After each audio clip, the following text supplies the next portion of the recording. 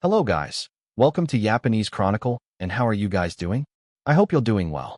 In today's video, I'm going to discuss about a Korean comedy movie called Casa Amor or Working Girl, 2015. Starring Jo Yeo-jong as Baek Bo-hee, Clara Lee as Oh Nan-hee, then Kim Tae-woo as Gu Gung-sung, Kim Hye-yu as Gu Hye-yu, Bae Sung-woo as Suk Soo-byum, and Go Jang-pyo as Pyo Jang-soo. Before going into the discussion, I'll give you a warning if this video contains spoilers. For those who are fine with spoilers, enjoy the video. This movie tells the story of Bo-hee, a beautiful woman who is a workaholic. She is a successful marketing executive at the #1 toy company in Korea, respected by her colleagues, and will soon get a promotion. However, she made a very fatal mistake, which made her fired from her job. The movie begins with Bo-hee looking very excited to go to work. When she's taking the elevator, suddenly a big-breasted girl enters the elevator. It seems like Bo-hee feels like she's being challenged, and it's like showing off that hers is also big. After getting out of the elevator, the girl immediately ran to the guy who maybe is her boyfriend. And as usual, she tries to gossip about it. 뭐 하는 여자일까요? 나가는 여자겠죠. Long story short, Bo-hee, who is still working overtime, is called to come to the marketing director's office, who looks like he's wearing an Indian costume, to tell Bo-hee that she'll be promoted soon. 외우고 계시더라고. Oh my god. When she gets home, Bo-hee finds flowers in her room. At first, she thinks her husband already knows that she'll be promoted soon. But when Bo-hee listened to the voice note from her husband, it turns out Gung-sung tells Bo-hee that he's leaving for a while, because Bo-hee has been only thinking about his work and has no time for his family. 헤어져 있는 동안 우리가 왜 함께 사는 건지. In the morning, Bo-hee's parents came and lectured Bo-hee about the reason why Gung-sung ran away. However, Bo-hee was still more concerned about her job than the advice from his mother and her husband who ran away. 아버지 없어. 알아. Sex. And again, Bo-hee was in the same elevator again with the girl from the beginning of the movie. And when she got out of the elevator, the girl was seen with a different guy. After that, when Bo-hee was about to present his new toy called a joystick, when the box was opened, it turned out to be filled with, joystick, and Bo-hee was fired. It turned out that the security guard had given the wrong package to Bo-hee.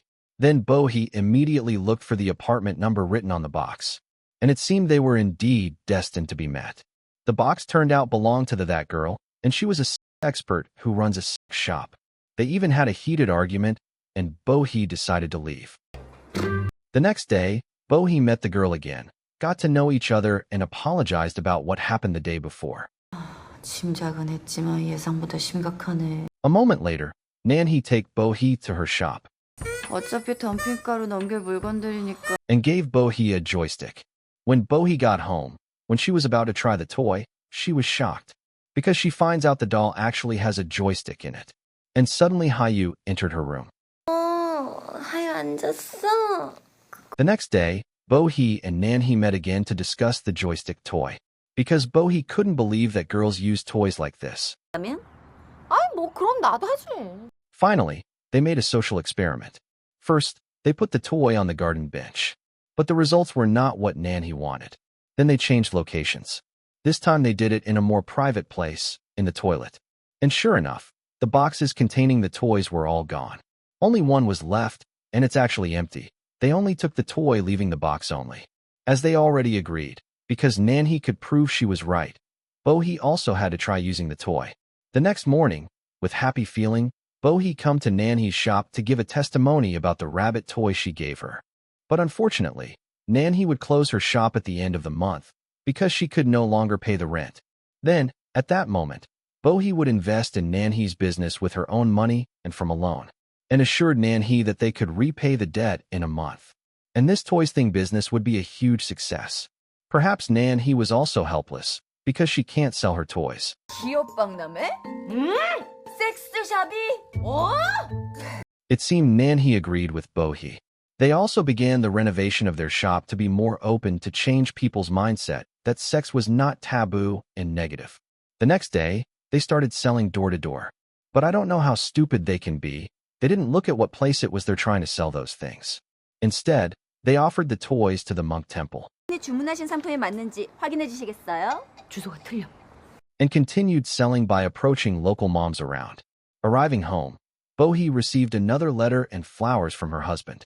The letter said that Gung-sung asking Bohee to meet. 거기서! As Nan-hee was about to close the shop, she heard a scream, which turned out to be the sound of a thief being chased by the police. Here I thought the police would be good at it or something. But, well, it's a comedy movie after all. Suddenly Nan-hee came out of the shop and gave the policeman a handcuffs. Yes, handcuffs. And because the thief was too noisy, her mouth was gagged with. What kind of movie is this? The next day, Bohee went to meet her husband accompanied by Nan-hee. Gang-seon said the place belonged to his high school friend, that he rented it for a day. Then they tried to make things better, and they were having woohoo on the top floor of the building. Also, there were still many construction workers below them, which I thought he was renting the whole building until the workers are bothered by their noises. After that, Bohee went to meet Nan-hee at the shop, and suddenly, Bohee blab out that Nan-hee usually does that by changing partners. But Nan-hee's answer was very unexpected. It turned out she hadn't done that with a real person in 5 years. And the guys at the beginning of the movie were just her gay friends. Then in the evening, Bohee and Gung-sung had sex until Gung-sung almost died of pleasure. Until Gung-sung got drained and had a nosebleed too. Now it's the opposite of him who used to always ask her to have sex until he's now drained by her. Long story short, Bohee took her husband to the sex shop, trying to change his opinion about sex shops. But it still didn't work. Instead, her husband was going to report the shop to the police. 그치, 칙칙이. 그거 효과 별로 없대. Not long after that, the police who caught the thief the other day came to Nan-hee's shop to pay for the handcuffs and the thing to gag the mouth. 어휴. Nan-hee refused. Because the policeman's still willing to pay for the toys, he tried to buy something instead. But of course, because the place only sells sex toys for women, he don't know what he wants to buy. And he bought instant noodles and fries instead. Then they're just chatting and got to know each other. While they're chatting, Jeong-soo suddenly said the same thing as Nan-hee's first love. The atmosphere became quiet. And perhaps Nan-hee became a little emotional. 초면에 말도 안 되는 농담을. Then the scene shifts showing Nan-hee testing her new product, called the dancing thong. The way it works is by vibrating to the sound of music.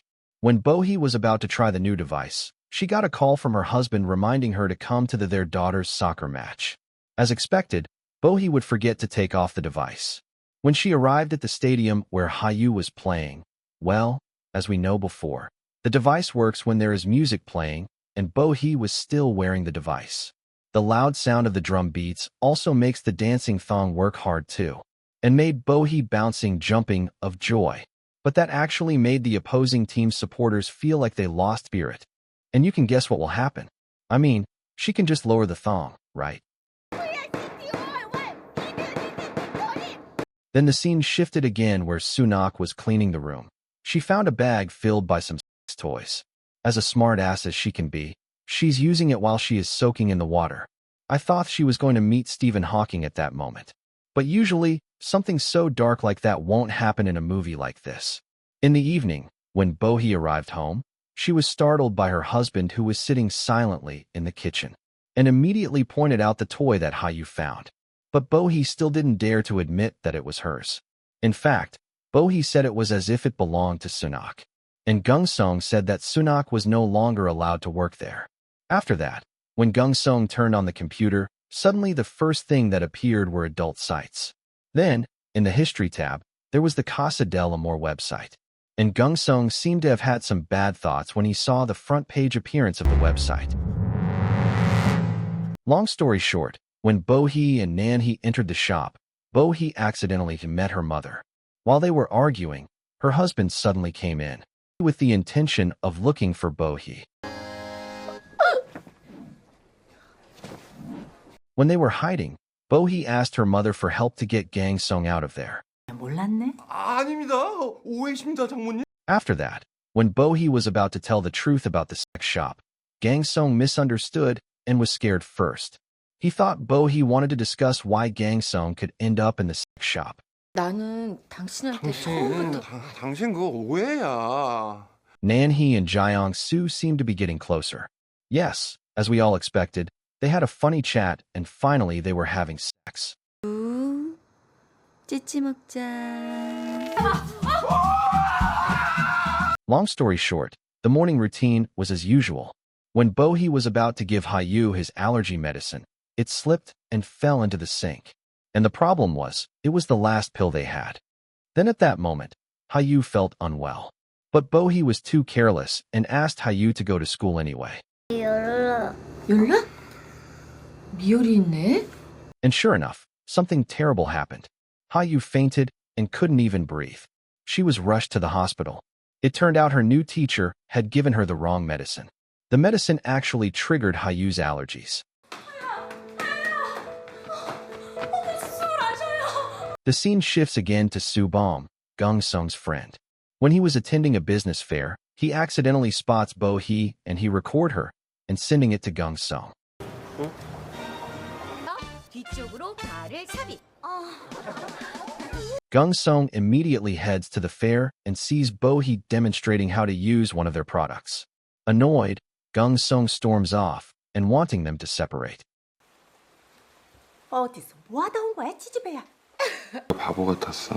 당신은 그냥 그렇게 살아야 되는 사람이고 내가 나갈게. 3 months later, their business seems to be growing in success. However, Bohee seems depressed after losing her husband and child. Sometime later, Gung-sung and Hayu arrive at Bohee's apartment, intending to take Hayu to meet her mother one last time before they go sailing and moves to a new house. After that, Bohee asked where they were going. 남해 다 둘 거래요. 그리고 새 집으로 간대요. Then Hayu was seen secretly putting a piece of paper into his mother's bag. 꼭 씩씩해져서 와? 네, 엄마도 화이팅! 내 포트는 왜 가지고 가요? 근데 집이 너무 비어 보이는데. During the Entrepreneur Rewards event, Bohee saw a piece of paper in her bag, and when she opened it, it turned out to be Hayu's drawing to congratulating her mother. Then she got a little flashbacks about when Hayu was made. 제41회 올해의 사업가상 가사 아모르 백보희. Then when it was announced that the winner of the Entrepreneur of the Year was Baek Bohee, instead of going up on stage for a speech, she chose to ran out to chase her husband and child.